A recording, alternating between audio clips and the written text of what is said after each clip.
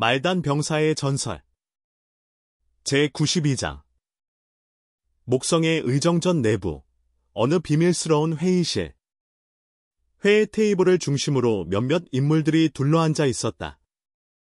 중앙에 앉아있는 이는 바로 강서진, 그의 왼쪽엔 동생 강태민이, 오른쪽엔 강씨 가문의 원로인 강중보가 자리를 잡고 있었다. 마주 앉은 두 사람은 강가의 다른 원로들, 단단한 인상의 장지우와 덥수룩한 수염이 인상적인 조지훈이었다. 그리고 방 한편 서 있는 젊은 남자 하나. 헝클어진 머리에 안경을 쓴 나이 20 언저리쯤 돼 보이는 청년이었다. 그는 손에 들고 있던 군인증을 책 한 권 크기의 기계에 긁었다. 그러자 테이블 중앙의 입체 스크린에 쨍하고 숫자들과 함께 한 사람의 사진이 떠올랐다. 사진 속 인물은 다름 아닌 강진우였다. 강진우. 확실히 말라연 반군 소속이긴 하군. 다만 소령은커녕 그냥 일병이잖아. 강중보가 자료를 훑어보고는 희죽 웃으며 말했다. 그러자 강태민이 고개를 저으며 말했다. 일병. 극각 계급으로 그런 전함을 보유하는 건 말도 안 돼. 그리고는 강서진을 향해 세기를 박듯 덧붙였다. 형님, 저 강진우란 뒷배도 없고 정체도 수상합니다. 괜히 골치 아파지기 전에 회의 끝나고 제거합시다. 그 말이 끝나기도 전에 강중보가 손을 내저으며 끼어들었다. 넌 눈도 없냐? 자료 좀 제대로 봐. 애초에 강진우는 소위 계급으로 입대한 자야. 그리고 그 뒤로 단 2년 만에 공훈을 인정받아 대령까지 올라갔지. 그런데도 지금 일병으로 강등된 이유가 뭘 것 같냐? 강중보는 수염을 쓰다듬으며 의심스럽다는 표정으로 중얼거렸다. 훤하지 뭐 이 연방 내에 100 하나 든든한 놈이 있었겠지. 2년 만에 대령. 누가 봐도 뒷배경이지. 그런데 그 아버지가 실각했으니 얘도 줄줄이 내려간 거고. 강태민은 비웃음을 섞어 말하며 무시하듯 팔짱을 꼈다. 강중보는 고개를 저었다. 아니. 그럴 가능성은 낮아. 말라연방군 고위직 중에 강씨는 단 한 명도 없거든. 게다가 이걸 좀 봐. 두 번째 공훈 기록을 보면 국경지대에서 은흥제국의 전함 수천 척을 동료들과 함께 괴멸시켰대.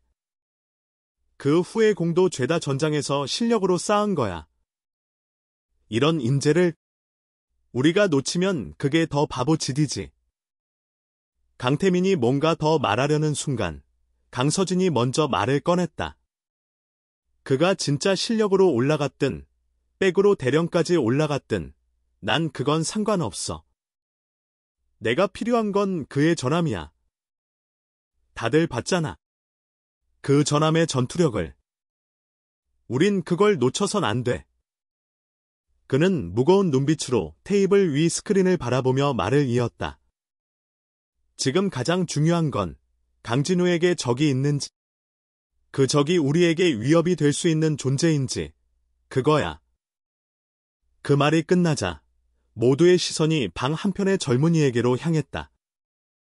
그제야 입을 연 청년은 어깨를 으쓱이며 씁쓸하게 웃었다.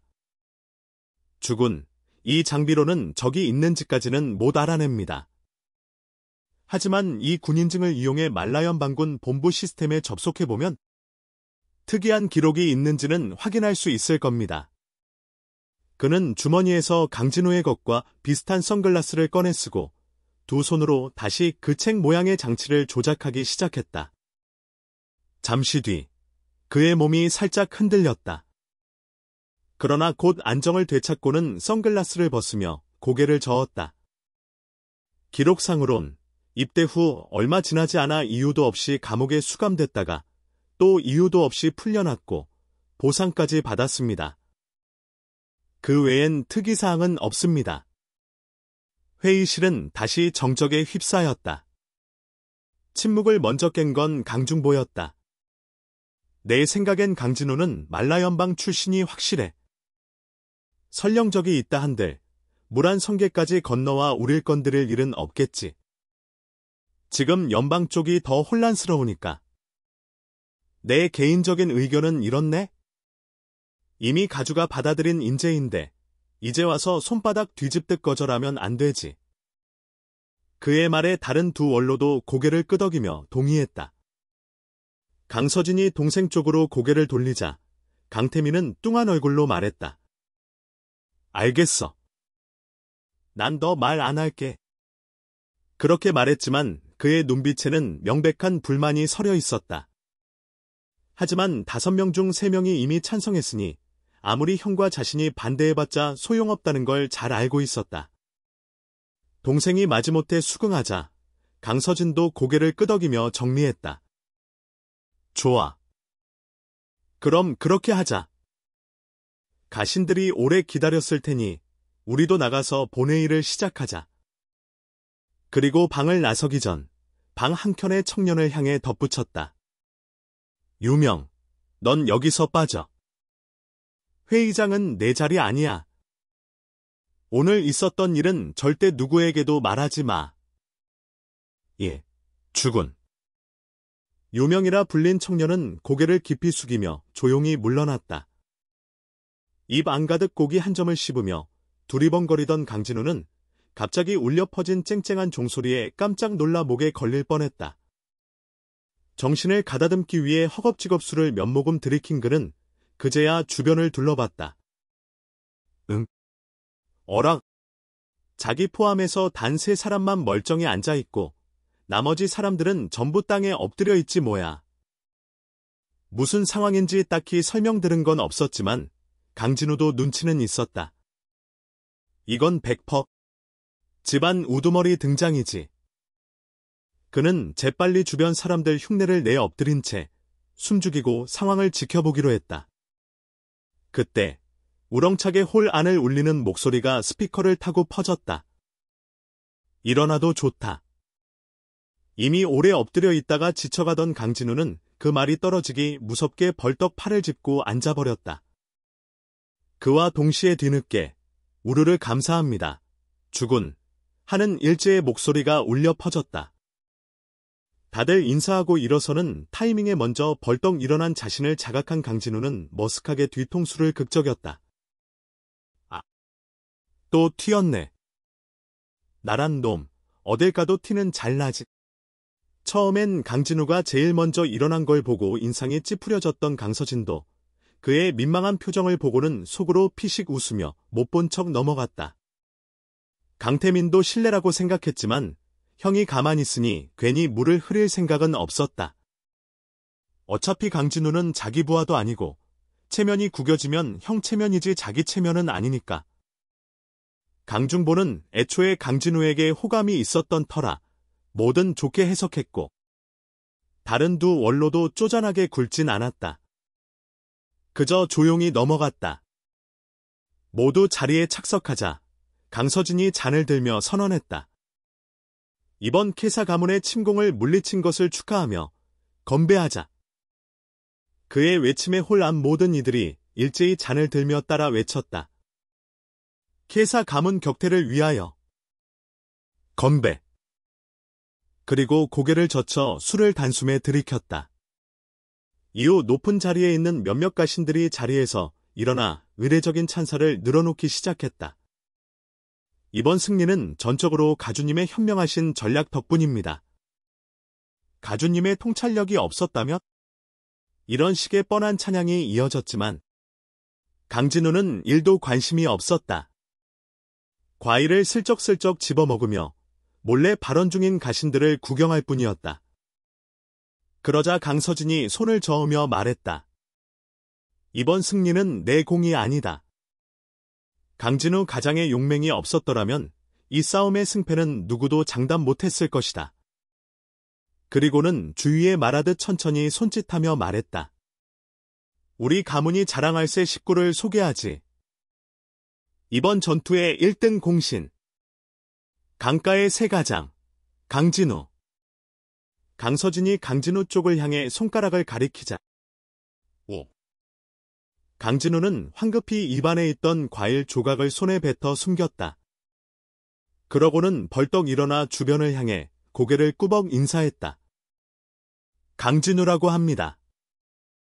앞으로 잘 부탁드리겠습니다.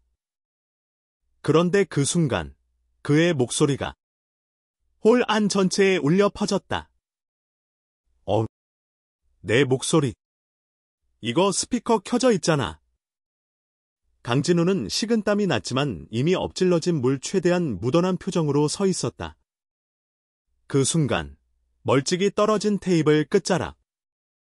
오목한 구조에 앉아있던 유명이 눈앞의 화면에서 강진우의 영상을 보다가 눈썹을 찌푸렸다. 그리고 낮게 중얼거렸다. 정말 평범한 말라연방 군인 맞아. 내 군인증에 등록된 무라이코인 수량이 일반인은 상상도 못할 정도인데. 그의 눈빛엔 강한 의심이 담겨 있었다. 한편 홀 안의 가신들 중 일부는 고개를 끄덕이며 강진우에게 인사를 건넸지만 대부분은 의심 가득한 시선으로 그를 흘겨봤다. 특히 장모 휘하의 가장들은 노골적인 적대감을 드러냈고 전장에 나가보지도 못한 젊은 가신들 대부분도 불편한 시선을 보냈다. 뭐야 쟨. 우리보다 어려 보이는데 어떻게 공을 세웠대. 어휴. 요즘은 다 운빨이지. 뭐 대단한 거라도 했겠냐. 반면 실제 전장을 경험한 가신들은 이렇게 생각했다. 제가 뭘 잘해서가 아니라 그냥 그 전함이 미친 거지. 강진우는 이 모든 시선을 무시하며 조용히 자리에 앉았다. 이후에도 가주와 원로들 사이에서 계속 이어지는 말들. 속보이게 서로를 띄워주는 듣기 민망한 말들에 강진우는 도저히 집중이 안 됐다. 아, 진짜. 화장실 좀 가고 싶은데. 그가 일어설까 고민하던 찰나. 순간 공간 전체가 쥐 죽은 듯 조용해졌다. 아까까지만 해도 웅성거리던 소음이 싹 사라진 것이다. 의아한 마음에 고개를 들어보니 홀 중앙의 오목한 공간 위로 거대한 평면 가상지도 하나가 떠올라 있었고 자신의 자리 앞에도 똑같은 입체 지도가 펼쳐지고 있었다. 도대체 이게 뭐야? 강진우는 여전히 요의가 가시지 않은 채로 그 자리에 앉아 얌전히 상황을 지켜보기로 했다. 진짜 화장실은 가고 싶지만 분위기를 보아하니 지금 나갔다간 매장당할 분위기였다. 그때 그 옆에서 조용히 주변 대화를 엿듣고 있던 사예린이 고개를 살짝 돌려 그의 귀에 대고 속삭였다. 이번 절차는 강가의 전통이에요. 전쟁이 끝날 때마다 가신들의 봉지를 새로 나누거든요. 봉지? 강진우는 눈을 번쩍 뜨고 당장이라도 강서진을 꿰뚫을 듯한 눈빛으로 바라봤다. 내가 강가에 들어온 이유가 뭔데? 전력 다 퍼부어서 에너지탄이랑 무기까지 써가며 싸운 이유가 뭐야? 딱 하나, 봉지. 그 말 한마디에 강진우는 눈에 불을 켜고 집중 모드 돌입. 강서진은 그런 강진우의 뜨거운 시선을 느끼고 살짝 찌푸렸다.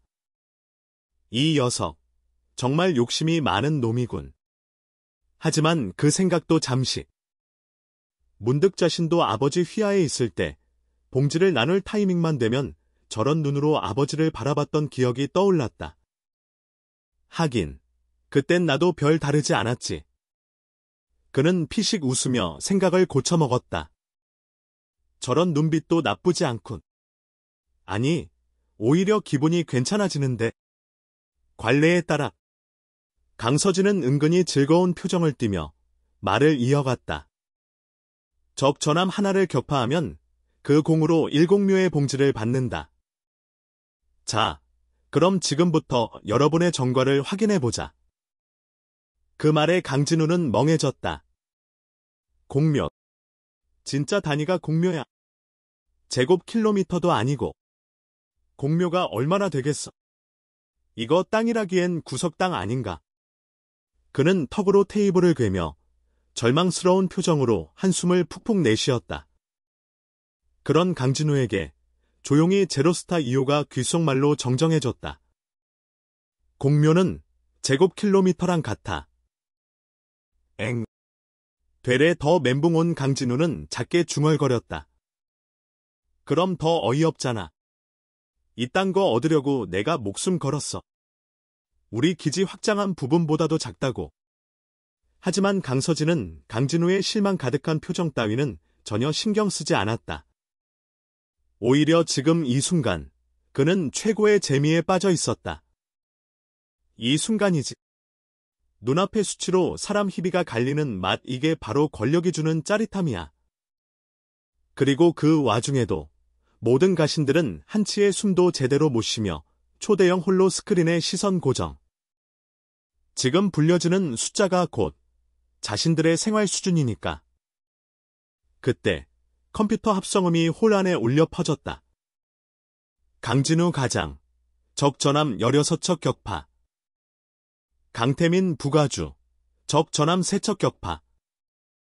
강중보 가문 원로, 적 전함 2척 격파. 장지후 원로 및 조지훈 원로, 각각 전함 2척 격파. 장무 가장, 적 전함 1척 격파. 기계음은 차분하게, 그러나 그 속엔 누군가의 희비가 갈릴 통계치를 하나하나 읊어내려갔다. 이름이 호명된 이들은 얼굴에 웃음꽃이 피었고, 명단에서 빠진 이들은 허탈한 표정으로 한숨만 내쉬었다. 그리고 전함이 격파되어 돌아오지 못한 이들은 애초에 존재 자체가 사라졌으니 표정이고 뭐고 남은 게 없었다. 물론 죽은 자들의 봉지는 당연히 가주에게 자동 귀속된다. 하지만 지금 모두의 시선을 독점한 건 단연 강진우였다. 전함 16척 격파. 이 말 한마디에 홀 전체가 충격에 잠겼다. 강서진은 입꼬리를 살짝 말아올리며 지도 위에 전자펜으로 큼지막하게 원을 그렸다. 그리고는 고개를 들어 힘있게 말했다. 가장 강진우. 그대의 탁월한 무공을 본공은 높이 산다. 따라서 정규 보상 외에 특별 포상을 하노라. 지금부터 해성, 엽성, 문성리 세 도시와 그 일대의 공묘, 그리고 그 위에 사는 백성들까지 전부 그대에게 봉한다. 앞으로도 변함없는 활약을 기대한다. 세 도시. 강진우는 속으로 입을 쩍 벌렸지만 겉으로는 가주님 최고, 모두 발동. 솔직히 아직도 공묘 단위엔 불만이 있었고 면적도 자신이 확장한 기지보다 작다 느꼈지만 지금 여기서 그런 티라도 내면 욕심 많은 놈 낙인이 찍히는 건 시간 문제였다. 그는 잽싸게 자리에서 일어나 두 팔로 땅을 짚고 대전 중앙까지 달려가더니 넙죽 엎드려 감사 인사를 올렸다. 가주님의 은혜, 강진우 감격하여 감히 엎드립니다. 목숨을 바쳐 보답하겠나이다. 연기력 120점. 감정 표현 300%. 주변 가신들의 눈에서는 슬슬 경멸과 질투가 번졌다. 저 자식. 말하는 꼴 보소. 마치 드라마 찍냐. 연기도 저 정도면 병이야. 병. 그들의 뇌리에 강진우, 극한의 아첨꾼이라는 인식이 강하게 새겨지는 순간이었다. 강진우는 자리로 돌아온 후 다른 가신들이 몇 공묘를 받았는지엔 관심도 없었다. 대충 듣다 말고 옆자리에 유언이 버튼을 누르며 봉지 정보를 조회해주자. 그조차 슬슬 귀찮아졌다. 사실 보나마 하나였다. 무적 AI, 제로스타 2호는 이미 모든 정보를 다 긁어놨다. 후후 강진우. 너의 봉지는 평야, 구릉지, 해안가까지 다양하고 인구는 대략 10,000명 정도. 그중 절반 이상은 세 도시에 몰려있고 나머지는 흩어져 있어. 자산은 말이지.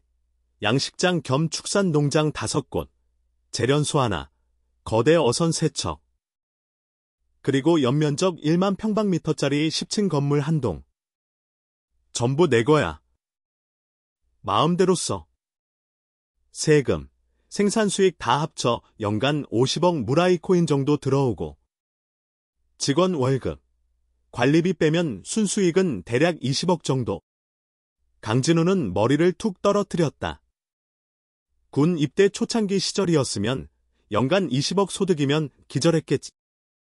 근데 지금 내 통장엔 조 단위인데 이 돈으론 탄약 창고 하나 지을까 말까잖아. 게다가 군자금은 쓸수록 줄어들지만 봉지 수익은 계속 나오지. 역시 봉지가 진짜다. 이거 더 확보해야겠어. 그는 슬슬 현실 감각이 되살아나기 시작했다. 지금부터 어떻게 봉지를 불려갈지, 어떻게 수익을 극대화할지 전략을 짜야 해. 그렇게 머릿속으로 수십 가지 계산을 돌리던 강진우는 회의가 끝나자마자 혼신의 힘으로 정신을 붙잡고 가주 및 원로들과 몇 마디 인사를 나눈 뒤 군인증을 돌려받고 빠르게 의정전을 나왔다. 그는 곧장 운석호로 돌아가 부하 여군들에게 상황을 간단히 보고한 뒤 자신의 봉지 해안가로 50대의 등륙정을 이끌고 우주항을 거치지 않은 채 직행 상륙했다. 그러나 상륙 후 그를 맞이한 것 이게 내 봉지. 강진우는 눈을 휘둥그레 뜬 채 멍하니 해안을 바라봤다. 낮게 낡은 인공어선 몇 척이 물 위에 덩그러니 떠 있었고 육지 쪽엔 무너질 듯한 집 몇 채가 듬성듬성 놓여 있었다. 그마저도 전부 바람 불면 날아갈 듯한 수준. 강진우의 부하 여군들 또한 상륙 전까지는 깔깔 웃으며 신났지만 지상에 발을 디딘 순간 다들 얼어붙었다. 그들 눈앞에는 낡은 옷을 걸친 수백 명의 어부들이 이를 악물고 그물질을 하며 말도 안 되게 열악한 노동을 견디고 있었다. 이게 내 도시. 강진우는 속으로 비명을 질렀다. 강진우는 꿀꺽 침을 삼키며 옆에 있는 유아은에게 조심스레 물었다. 나 지금 조선시대로 돌아온 거야. 유아은은 고개를 가로저으며 저 멀리 떠 있는 거대한 최첨단 부유식 어선을 가리켰다. 아뇨. 저 배 봐요. 엄청 현대적이잖아요. 강진우는 다시 그 최신형 어선을 한번 보고 그리고 나서 옆에 널브러진 고철 덩어리 같은 낡은 배들을 보며 눈을 찌푸렸다. 근데 왜 이렇게 차이가 심해? 유아은이 대답하기도 전에 멀리서 요란한 록 음악을 울리며 순찰정 몇 대가 빠르게 몰려왔다. 공중 부양이 가능한 기체임에도 일부러 수면을 스치며 달리는데 파도처럼 일어난 물보라가 낡은 배들을 이리저리 뒤흔들었다. 몇몇 어민이 바다에 빠졌고 그들이 힘들게 건져 올리던 물고기들도 죄다 다시 바다로 풍덩. 그 장면을 지켜보던 강진우는 눈을 가늘게 뜨며 깜짝 놀랐다. 뭐지? 어민들 표정이 화난 게 아니라 슬퍼. 정작 순찰정에 대한 분노는 없고 도리어 물고기들이 도망가는 걸 보며 눈물까지 맺힌 듯한 표정이라니. 뭔가 이상했다. 그러던 찰나 강진우의 등륙정 50대가 눈에 띈 듯 순찰정들이 갑자기 멈칫하더니 마치 눈치를 보는 듯 서서히 접근해왔다. 그러나 바다에서 물고기를 건지던 어민들은 강진우 쪽을 아예 쳐다보지도 않았다. 마치 그가 존재하지 않는다는 듯 다시 그물질에 몰두했다. 그리고 얼마 지나지 않아 순찰정에서 내린 젊은 남자 하나가 다가왔다. 눈매가 약간 오만하지만 억지로 공손한 표정을 지으려 애쓰는 모습이었다. 여군들을 본 그의 눈이 잠깐 번쩍이더니 이내 고개를 숙이고 조심스레 물었다. 혹시 강진우 가주님 되시나요? 맞는데. 강진우는 한 걸음 나서며 대답했다. 그 말이 떨어지자 청년은 갑자기 자세를 바로잡고 큰 소리로 외쳤다. 소속, 해성순찰대 제1중대, 가병 팽문영. 가주님께 충성을 맹세합니다. 그와 동시에 순찰정 위에 있던 병사들도 우르르 뛰어내리며 일제히 경례를 올렸다. 가주님. 강진우는 눈을 깜빡였다가 유아은의 쿡쿡 찌름에 정신이 번쩍 들었다. 아, 맞다. 이젠 내가 이 지역의 영주였지. 사실 아직도 실감이 나지 않았지만 현실은 현실이었다. 그는 불쾌한 기색을 숨기지 않고 곧장 물었다. 그래, 순찰대라면서? 근데 어째서 어민들 일에 방해를 한 거냐? 팽문영은 잠깐 멍해지더니 허리를 쭉 펴고 대답했다. 가주님의 권익을 지키는 것이 저희의 임무입니다. 권익? 어떤 권익? 강진우는 더 의아해졌다. 팽문영은 살짝 눈치를 보며 멀리 떠있는 현대식 어선을 가리켰다. 저 어선이 바로 가주님의 선박입니다. 그런데 민간 어선들이 어획량을 나눠 가지면 가주님께 피해가 되니 저희가 미리 조치한 것입니다. 미친 소리마. 강진우의 눈이 번뜩였다. 나는 오늘 처음 이 땅을 받았어. 근데 내 태도를 보니 이런 짓 하루 이틀 한 게 아니잖아. 뭘 어획량 보호야. 어민이랑 영주 사이에 무슨 경쟁 구도가 있다는 거냐. 팽문영은 침을 꿀꺽 삼킨 뒤 용기를 내듯 입을 열었다. 존경하는 가주님, 이건 우리에게 당연한 교육이었습니다. 봉지를 가진 자는 그 땅의 자원 전체를 독점할 수 있는 권리가 있기에 저희는 항상 가주의 이익 강가의 이익이라 배워왔습니다. 그 말은 영주가 민간인과 자원을 두고 경쟁해도 괜찮다는 뜻이냐?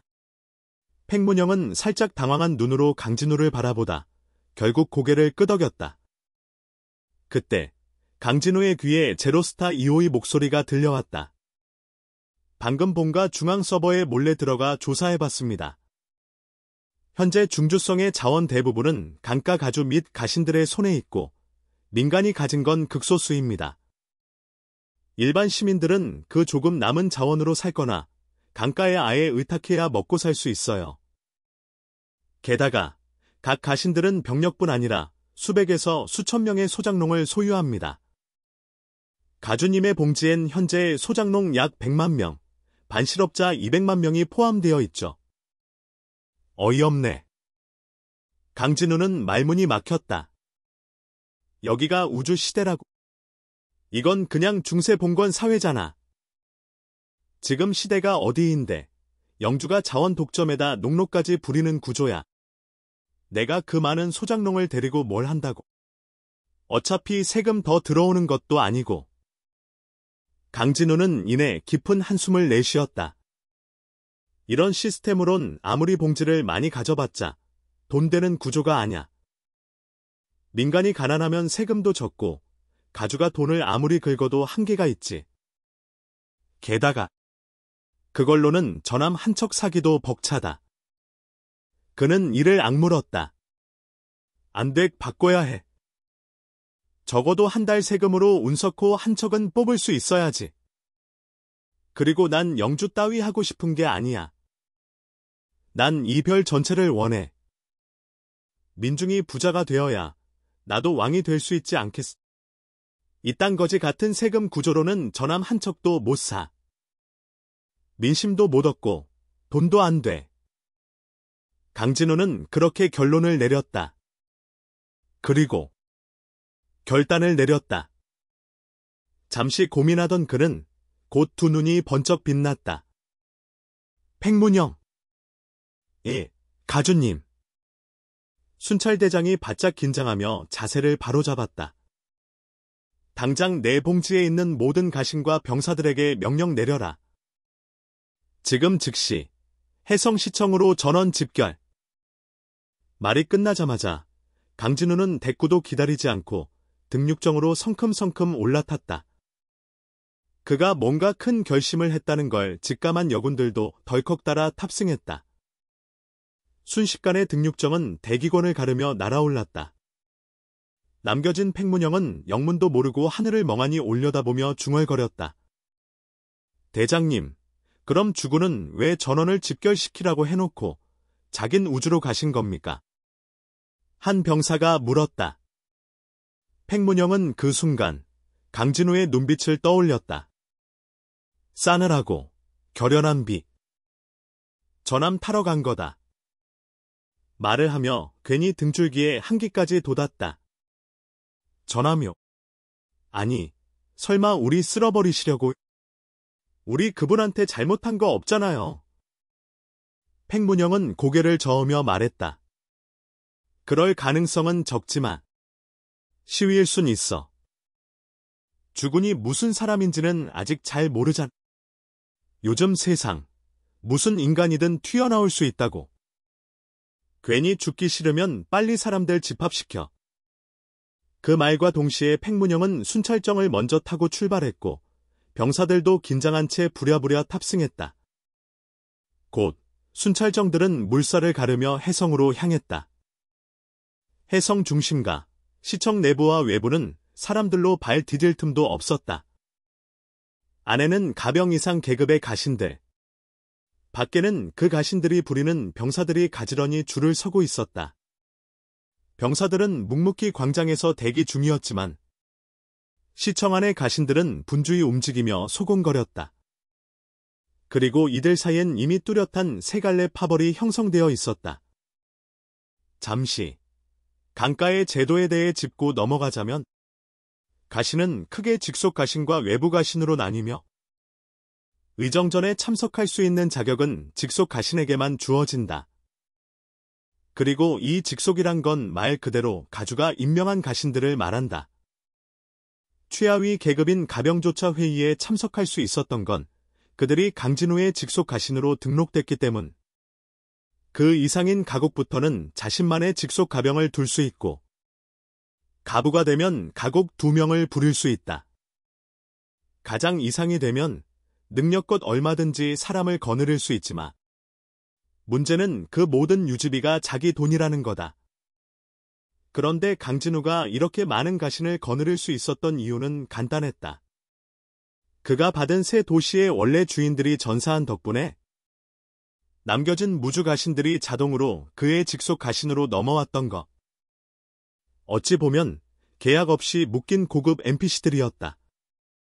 그때 파벌 중 한 곳에서 통통한 중년 가신 하나가 수염을 쓰다듬으며 중얼거렸다. 아니, 병사들까지 집합시키는 건 좀 수상하지 않아? 설마 우리가 키운 병력들을 자기 직속으로 갈아타게 하려는 건 아니겠지? 그 말에 세 파벌이 동시에 경악했다. 헐, 설마. 그건 아니겠지. 그러자 턱이 뾰족한 중년 가신이 고개를 저었다. 글쎄, 강진우 직속 병력은 예전에 다 죽었잖아. 지금은 사실상 직속 부대가 제로야. 안 그래? 누굴 데려가겠어? 우릴 노리는 거지. 다른 중년이 나섰다. 그래도 도시가 3개인데. 나머지 둘엔 남은 병력이 있었을 거 아냐. 그러자 양쪽 파벌에서 동시에 깊은 한숨이 터졌다. 없어. 전부 전사. 간신히 살아남은 건 순찰정 몇 대뿐이야. 그때 아까 그 통통한 중년 가신이 소곤소곤 제안했다. 우리 단체로 항의해보는 거 어때? 솔직히 병사들 키우느라 들어간 돈이 얼만데 통째로 뺏기며. 이건 아니잖아. 주변 가신들이 주저하는 기색을 보이자 그는 얼른 말을 이었다. 걱정 마, 주군도 이 지역 통치하려면 우릴 필요로 해. 우리가 그 사람 도와서 직속 부대 하나 세워주면 우리 병사는 건드리지 않게 타협할 수도 있지 않겠나? 그 말에 다들 고개를 끄덕였다. 병사만 지켜낼 수 있다면 딴 건 다 타협 가능하다는 공통된 안목이 흐르고 있었다. 그때 해성 파벌 쪽에서 또렷한 젊은 목소리가 울려 퍼졌다. 대인들, 잠깐. 다들 중요한 걸 잊고 계신 듯해서요. 모두가 고개를 돌렸다. 말을 한 이는 순찰대장 팽문영이었다. 우린 명목상 주군의 직속 가신이긴 합니다만 사실 주군께서는 우리를 전혀 모르십니다. 그리고 강가의 가규에 따르면 직속 가신은 언제든 해고가 가능하죠. 그 말이 끝나자 분위기가 싸늘하게 얼어붙었다. 만약 주군이 우리를 싸그리 잘라버린다면요? 우리 봉지, 병사, 재산 다 한순간에 소멸입니다. 팽문영의 말은 분명했다. 이곳 가신들 중 다수는 이전 가주에게 봉지를 받은 사람들이었다. 즉, 강진우가 원하면 전부 회수할 수 있는 구조. 가신들 사이에 긴장감이 퍼지기 시작했다. 단순한 병력 보호의 문제가 아니라 존재권 자체가 위협받고 있었다. 가신들의 가슴이 쿵하고 내려앉았다. 그래, 생각해보니 우리 신세도 한 치 앞도 모르는 처지인데 감히 주군을 상대로 계산질이나 하고 있었던 거야. 이거야말로 목숨 걸고 도박하는 짓이잖아. 그때까지 자신만만하던 통통한 중년 가신도 다급히 말했다. 아니, 그래도 그렇지. 우리를 모조리 내치. 도대체 누가 이 지역을 관리하겠다는 겁니까? 그 말에 팽문영은 씁쓸한 웃음을 지으며 말했다. 그 유명한 가문 통신지 안 보셨습니까? 주군께서는 전함 16척을 격파한 전공으로 이 봉지를 받은 분입니다. 게다가 그분이 가진 전함은 규모며 화력이며 길이, 폭, 두께까지 포함해서 말 그대로 괴물입니다. 그런 전함을 가진 분이 과연 가신이 없을까 걱정하시겠습니까? 순간 회의장 전체가 조용해졌다. 누구보다 잘 알았다. 그런 전함 하나면 이 무란 성계에서 감히 맞짱 뜰 자가 몇 명이나 될까? 심지어 강가 전체를 통틀어도 그런 급의 전함은 손에 꼽을 수준이다. 그 전함을 가진 자가 다른 행성에 공훈을 세운다며? 그때 봉지 단위는 도시가 아니라 행성일지도 모른다. 그제야 가신들의 머리가 빠르게 돌아가기 시작했다. 아냐, 이대로 고집 부리면 안 돼. 오히려 먼저 병력을 내줘서 눈도장을 찍는 게 낫지. 그래야 다음 분봉 땐 내 이름부터 떠오르지. 완전히 마음을 바꾼 가신들은 이제 어떻게 강진우에게 잘 보일까로 전략을 전환했다. 그 와중엔 시청 내부가 갑자기 어두워졌다. 밖에 있던 병사들도 웅성거리기 시작했다. 뭔가 이상한 기운이 감돌았다. 가신들은 황급히 시청 밖으로 뛰쳐나왔다. 그리고 하늘을 올려다본 순간 그들은 말 그대로 얼어붙었다. 우르르. 하늘 한복판, 거대한 전함이 시청 상공을 완전히 뒤덮고 떠 있었다. 전함 하부에는 수백 개의 포신이 설치되어 있었고 그것들이 위협적으로 좌우상하로 천천히 움직이고 있었다. 저게 진짜 전함인가? 누군가 중얼거렸지만 그 누구도 입을 떼지 못했다. 강진우가 가진 전함이라는 사실을 떠올린 순간 모두의 등줄기에 식은땀이 흘렀다. 그 시각 강진우가 전함을 봉지 상공까지 끌고 왔다는 소식을 들은 강서진은 잠시 멍하니 생각에 잠겼다. 하지만 곧 피식 웃으며 혼잣말을 중얼거렸다. 풋, 아직 풋내기구만. 가신들 다루는데 무력을 써. 너무 티나는 거 아냐? 그는 가볍게 손을 흔들며 말했다. 됐어. 방위 장관은 물러가. 굳이 간섭할 필요 없다. 누구나 처음엔 힘을 과시하고 싶지. 하지만 진짜로 사람을 얻는 법은 그게 아니지. 강서진은 느긋한 표정으로 자리에서 몸을 기댔다.